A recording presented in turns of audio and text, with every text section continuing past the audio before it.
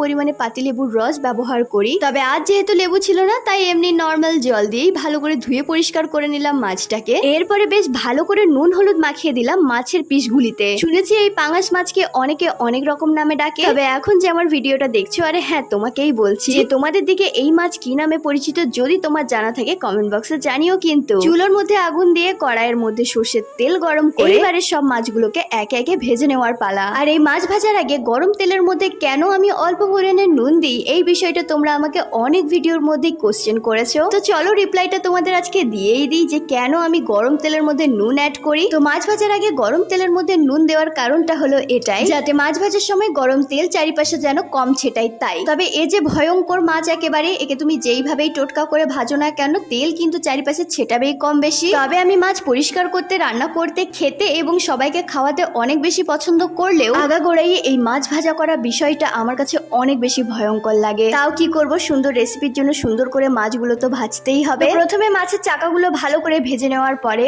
এখন পালা মাথা আর লেজ ভাজার। মাছের চাকা বা গাদাগুলো ভাজার সময় যেই পরিমাণে চারিপাশে তেল ছিটিয়েছে, তারপরে তো মাথা আর লেজা ভাজার সময় আর কোনোই কথা বলবো না। এখন আবারও ওই তেলের মধ্যে অল্প পরিমাণে হলুদ গুঁড়ো আর নুন দিয়ে আলুগুলোকে ভালো করে লাল লাল করে ভেজে নামিয়ে নিলাম। সত্যি কথা বলতে মাছ মাংসের মধ্যে অল্প পরিমাণে আলু না থাকলে সেই রেসিপিটা আমার কাছে খুব একটা জমে না। আলুগুলো তুলে ওই তেলের মধ্যে এখন দিয়ে দিলাম দুটো তেজপাতা ফাটিয়ে, এরপরে দিয়ে দিলাম পেঁয়াজ কুচি। পেঁয়াজটা হালকা ভাজা হয়ে এলে দিয়ে দিলাম টমেটো। টমেটোর মধ্যে অল্প পরিমাণে নুন অ্যাড করলাম যেন তাড়াতাড়ি করে একটু সেদ্ধ হয়ে যায়। টমেটো গলে গেলে এরপরে দিয়ে দিলাম বাটা মশলা, যেমন আদা রসুন পেঁয়াজ, সাদা জিরে আর কাঁচা লঙ্কা বাটা। হালকা নাড়াচাড়া করে দিয়ে দিলাম গুঁড়ো মশলা, যেমন হলুদ গুঁড়ো, লঙ্কার গুঁড়ো, লাল কাশ্মীরি লঙ্কার গুঁড়ো, নুন আর স্বাদের জন্য অল্প পরিমাণে চিনি। এরপরে খুবই অল্প অল্প জল দিয়ে ভালো করে মশলাটাকে কষিয়ে আগের থেকে ভেজে রাখা আলু দিয়ে আরো কিছুক্ষণ কষিয়ে দিয়ে দিচ্ছি এখন পরিমাণ মতো জল। আজকে মাছের রেসিপিটা যেহেতু ঝোল ঝোল থাকবে আর আলুর সাইজগুলো একটু বড় আছে, তাই একটু বেশি করে জল দিয়ে দিলাম। পরে নুন ঝাল পারফেক্ট নাকি সেটা দেখে কিছুক্ষণ ঢাকনা দিয়ে আলুগুলো সেদ্ধ হওয়ার জন্য অপেক্ষা করলাম। কিছুক্ষণ অপেক্ষা করার পরে ঝোল কমে আলুগুলো খুব ভালোভাবে সেদ্ধ হয়ে গেছে। আর